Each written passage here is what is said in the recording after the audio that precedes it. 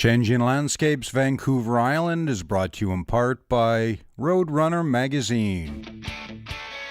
Roadrunner is the most comprehensive resource for motorcycle touring and travel. Read, discover, ride. Any questions? Do we get turns at the helm? To drive? Yeah. No? No, absolutely. No chance? No? Grizzly bears are a scratchin'. A classic salmon fishing boat is captured on the back of a $5 note. And single malt Canadian whiskey is distilled in a purpose-built barn. Turns out there's some diversity in these parts. Welcome to Campbell River and area.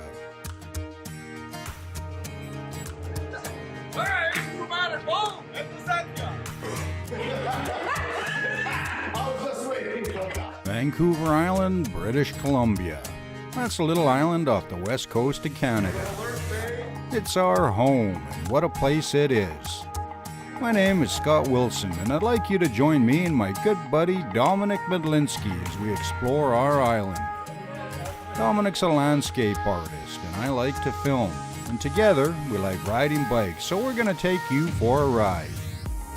There'll be stunning scenery, lively locals, a bit of wildlife, and perhaps even a tipple or two. If you haven't checked out Vancouver Island yet, then here's your chance. This is Changing Landscapes Vancouver Island.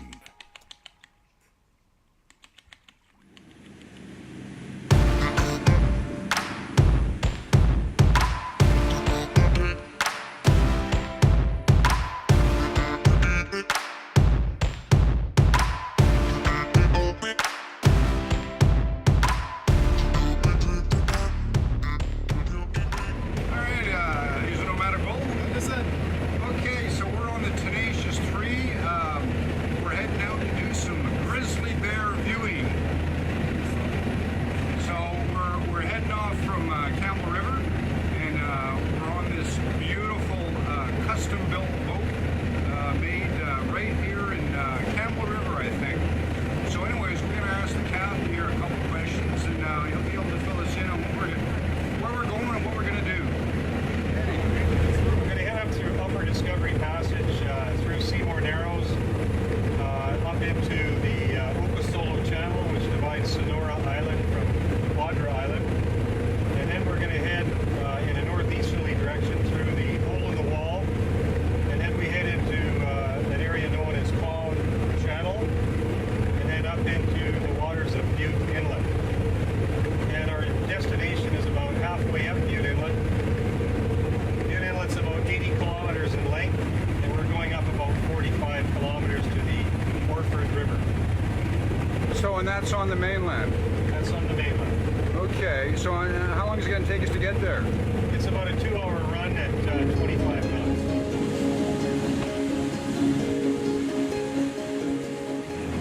So you lead here, you are an expert in local biology. So I'm the biologist on the boat. I've studied marine biology on the other coast of Canada at Dalhousie University, and then I went down into New Zealand to do a master's degree. Oh, wow.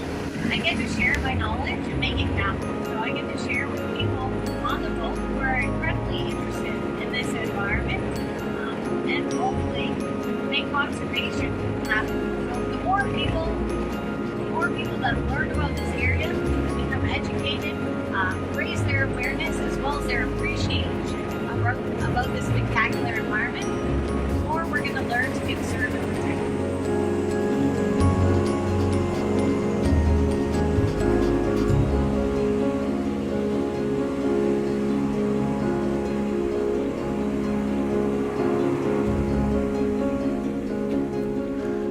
it. You know, sometimes folks stay at home when the weather's like this. Big mistake. You think the Grizzlies are curled up on the sofa watching the flat screen? Well, we all know the answer to that, don't we?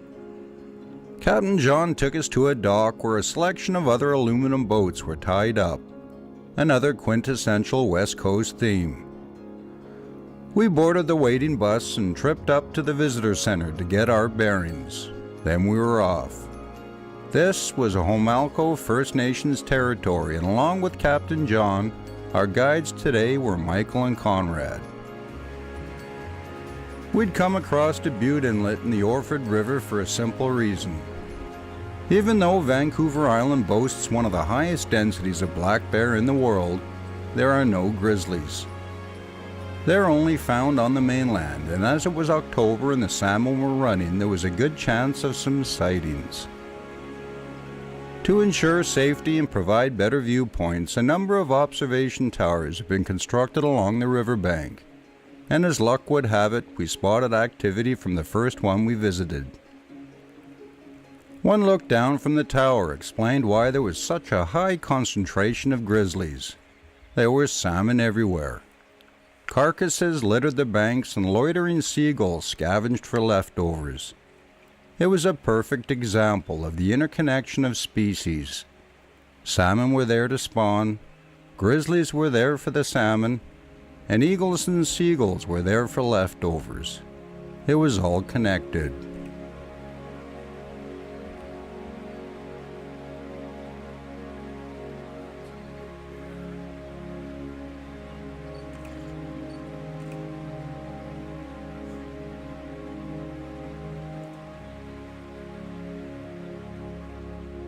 Grizzly bears number around 15,000 today in British Columbia, about half the number present when the first Europeans arrived. They still live in the majority of the province, though they have been driven from some areas. Notably the southwestern part, as agriculture and human development have pushed them out. It was amazing seeing them in their habitat, and when we crossed a bridge between towers, Captain John stopped the bus to show us firsthand the reason the grizzlies were there. In 1966, in Johnson Straits, in the net fishery in Johnson Straits, there were 500 boats participating, and they caught 1.1 million wild coho salmon. There were no hatchery production from Alaska to California, and they were all wild salmon.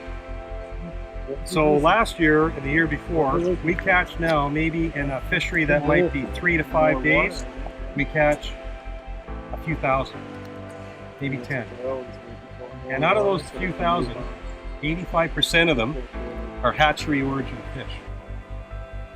As noble and physically powerful a beast as the grizzly is, it is perhaps what they represent in an ecological sense that tells a greater story. The fact that such a large predator could exist today as it has in ancient times and continue its life cycle as it always has is a great indicator of the ecological health of the area.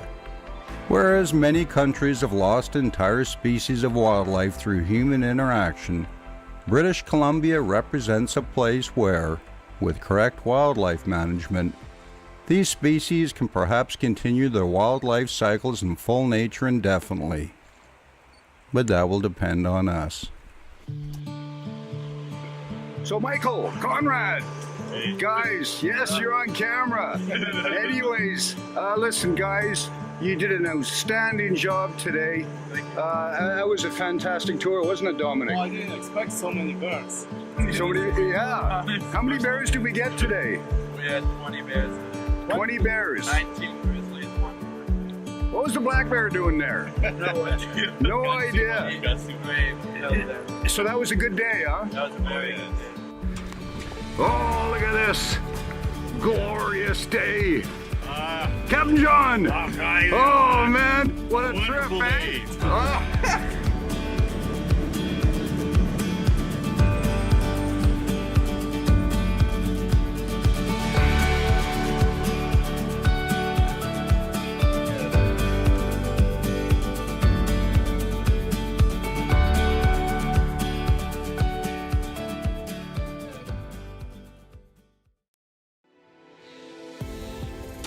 All paintings created during the filming of this series are available for purchase on Dominic's website at www.paintingjourneys.com. Take a landscape artist from Canada, Dominic Medlinski. Then take his buddy, Scott Wilson, a travel writer who never shuts up. Put them on motorcycles, send them to Bolivia, and what do you get? Well, you get one heck of an adventure. Follow along as they rip through changing landscapes, from the salt flats to the Andes, and the Altiplano to the Amazon. This is Changing Landscapes Bolivia.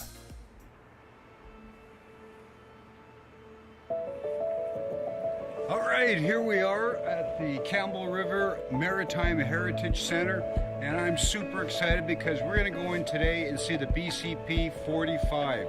Now, you know, one of the things I love about being Canadian is our money.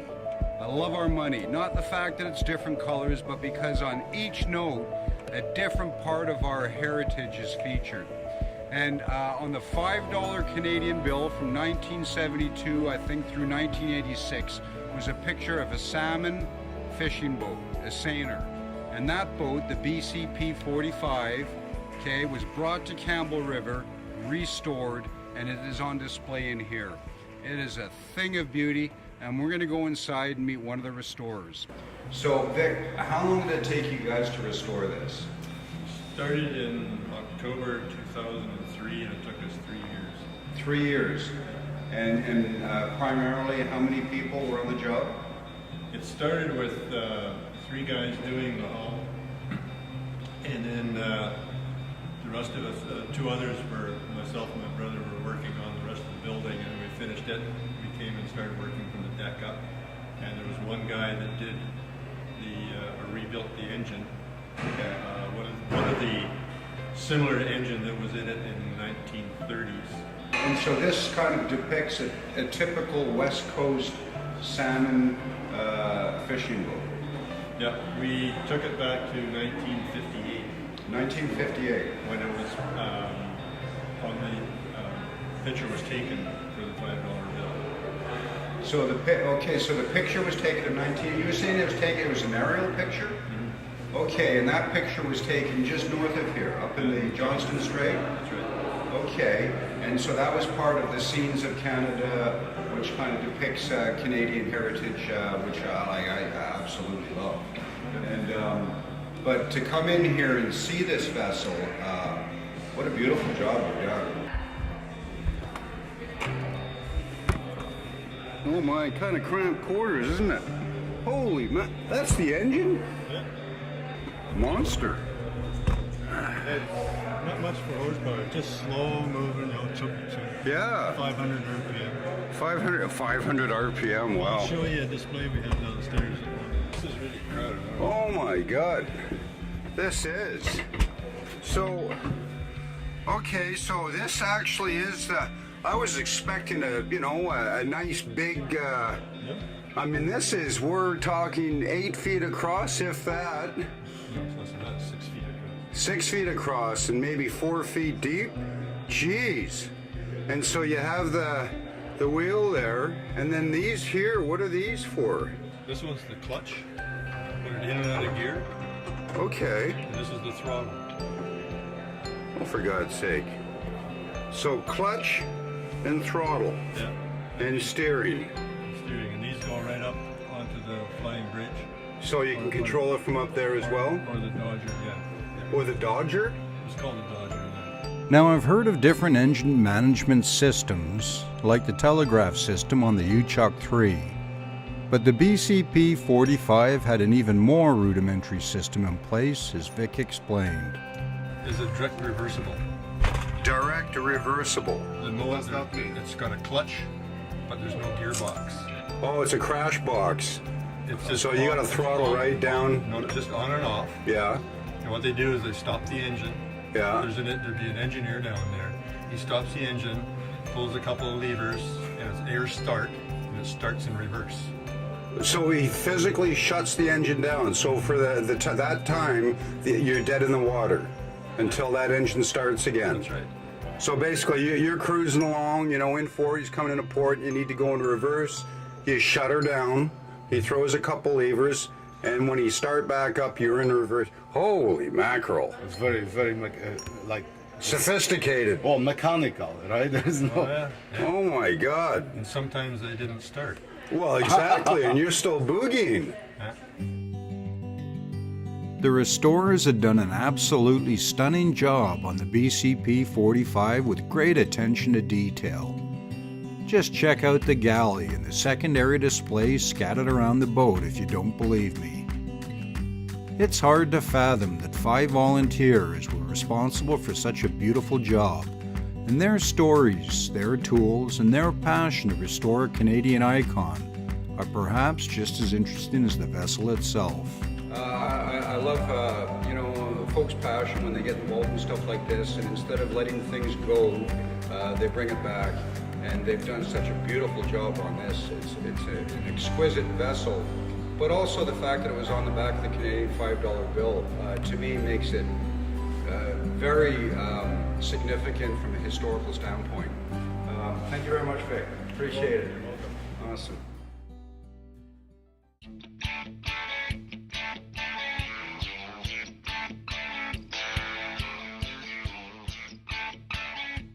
Expertly planned tours complete with maps, GPS files, and area information.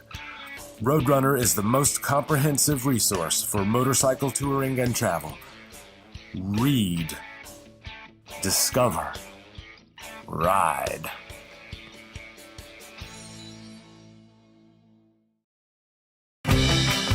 If you're enjoying the show and would like to contribute to future free programming, why not become a patron at patreon.com/Nomadic Bull. Thanks for watching.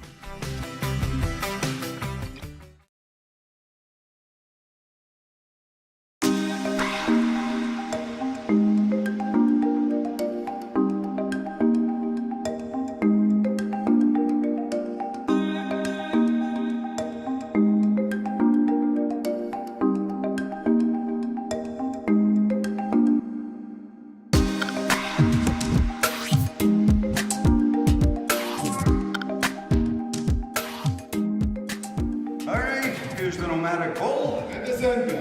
And we're here today at Shelter Point Distillery with the owner, Mr. Patrick Evans. All right. There we go. First off, we'd just like to thank you, Patrick, for inviting us in here. It was a bit of a nasty ride this morning, lots of rain. And Patrick saw us and he said, "Oh man, this is not good. Bring the bikes on inside." So we got the bikes inside. Vancouver Island's, are you the first single malt distillery? First single malt distillery in Western Canada. In Western Canada? Okay. We came in this morning, walked through, and you have the showroom out front, which is beautiful. But then when you come through this magic door into this room, absolutely beautiful. And Patrick, you were saying you guys basically built this from material from your farm. Most of the wood came from the farm or from our woodlot. Machine here on site, built up on site. Trusses were built on the farm by local craftsmen. They're not tradesmen, actual craftsmen. There's a difference. And then even the guys who did a lot of our window work and things like that. I mean, they're artists. These guys, these folks really care about the work they've done. Actually, the windows, when you go to point, like that's like a frost etching. Yeah. And so that was done by local craftsmen as well? Robert Lund was a local guy, just a brilliant artist. I can't draw a stick man, but when I see something like this when he's done, just brilliant. But the heart of this building lies in these two stills behind us. And these stills were from where? They're commissioned new from a small spot in northern Scotland called Forsyth, Ross, and from Forsyth Engineering. They've been making stills for 200-300 years. They make stills for Nomadic and all the majors. And when you go there, it's really great. You go there and you see a bunch of stills sort of lying around on the inside of their buildings. And kind of like you see a scrapyard, and they have all these different ones, Nomadic and all these different guys, and he's just written on the shop. All the classics. All the classics, they're just going in to get fresh fitted or tweaked or adjusted. Commission that to first build. Okay. So, as we understand, your whiskey is not here in the market. It's correct. In order to make a whiskey, it has to be aged in a small barrel for a minimum of 3 years. That's the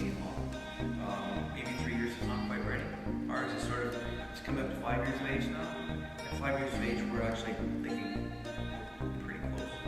We're very close. In fact, just give me one moment. Gentlemen, to warm your cold hearts on a rainy West Coast day, we must sample. Now, before you drink it, we gotta understand what you're drinking.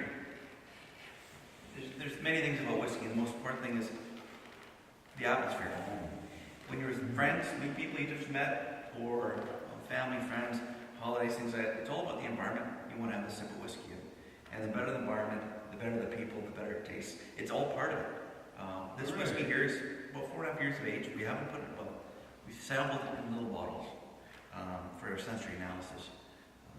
We're still waiting for our final results. We're a little bit skewed on it. We kind of believe it's ready, but we sent it off down to the States for some folks where they do actually 2,000 to 3,000 different samples a year. So they're like whiskey connoisseurs? Absolutely. So we send it down to them because we're a little bit biased. So we need their 100% approval before we bottle it. So do they ever come back here and say, we're not sure, send us another batch? Yep. Okay. So, cheers, gentlemen. Cheers.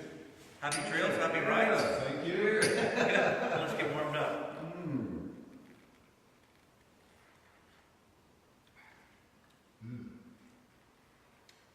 Oh yeah. So the 46%. We don't let everybody sample, just special guests.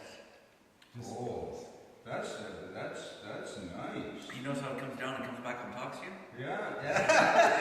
You know what I mean? You're passionate about this. Well, you can get, I mean, what time is it? 8 o'clock in the morning?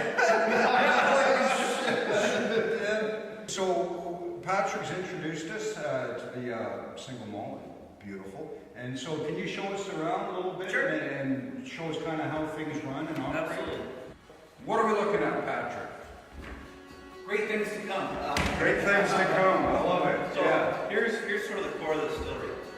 And the gist of it is, in very condensed versions, we take our whole grain, we grind it very specifically. We add a lot of hot water to it. What the hot water does, it converts starches to sugar. And from there, we get a whole pile of sugar water. It'll smell like porridge in the morning.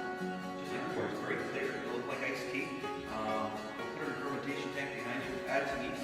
5 to 7 day fermentation, depending on what we're making. Okay. So 5 to 7 days, that sugar water will be converted to a very flat crude beer. And we take that, put it inside the distillery here to wash it out. And we get steam fired, so there's steam pipes in the bottom. So what is the temperature? We're just under boiling. You boil, I mean, all the water vapors comes up. So we're just under boiling, the alcohol comes up first. So we're just under boiling. Vapors go up, they go down the line back down, our condenser, and start condenser. And what we run through here is our well water. And our well water is always about 8 degrees Celsius. As we run our well water through it, it condenses the alcohol. And then the alcohol comes out through here. And we call low wines. And that'll be about a 34% product. We're not done yet. We gotta do that again. We take that 34% product, put it in this still. We still it again, down the line back through the condenser, comes out here. And that's where we get the heads and heart and tail of the run. The head, the heart, the tail. Of the run. Yeah, well, yeah, so head, heart, and tail. And of course, what do you want? We want the heart of the run. Once we get up to 89% alcohol, that's run consistently. Our master still will come in, check it, make sure it's clean, then do the cut of the run. That is, just leave it here, switch it over. And it'll go to the heart of it. Yeah, that's all it is. And it gets gravity fed to start the tank. And the heart of the run will only be 89% alcohol, maybe down to 79% alcohol. And that's it. That's our cut. That's our. Now we got some more whiskey. That's good. Can you classify or explain to me specifically what single malt whiskey means? Absolutely. So single malt, it means it comes from one plant, like one facility. It's not blended with any other whiskey plants. So no blends. It's a single. It's from one distillery specifically. Number one. Number two, it's made from or it's a single grain. And that grain must and has to be barley. It comes from malted barley. So single malt whiskey means one distillery and one plant. So maybe you can tell us about the barrels. You just mentioned some very interesting. Barrels are pretty critical. They are everything when it comes to making a good whiskey. Barrels, you need good barrel, clean barrel, very specifically. Ours today are coming from actually Jack Daniels. So and the other thing that I guess you could have the best, you could be onto the mother lode here. Fantastic. go excited. But if you put it in lousy barrels, you can just throw the batch. Absolutely. Absolutely. The barrels are critical. Is it always traditionally what we use for whiskey? Yes. Yeah. American oak traditionally, they use Hungarian, they use French, but traditionally it's the American oak. So we've played with French oak and a few others on small experimental batches, but we're pretty much 80-90% of our production will be American oak. From the barrels, then after that is the bottling. Correct. And the bottling takes place here or somewhere? Here on site, yeah, no, here on site. So you're basically from source to product, all right here, boom. Field to flask. Field to flask. Grain to flask, field to flask. Yeah, that's all. good. All right. You know, as an artist, as a painter, I find this so aesthetically pleasing. All the lines are so integrated, and also, it's a very built purpose, but also, the beauty that represents, the whole process. And that's what I like. Okay. This is Zen Guy. And the Nomadic Ball, and I guess that wraps up Campbell River. Pretty sweet, eh? Oh, it was amazing. We saw 19 bears. Grizzly bears. And one black bear. Oh, yeah. That's right. Okay, so where are we off to next, then, guy? We are heading to Gabriola Island to see the studio tour. Gabriel Island. That's the Isle of the Arts. Awesome place. You're gonna love it. Let's go.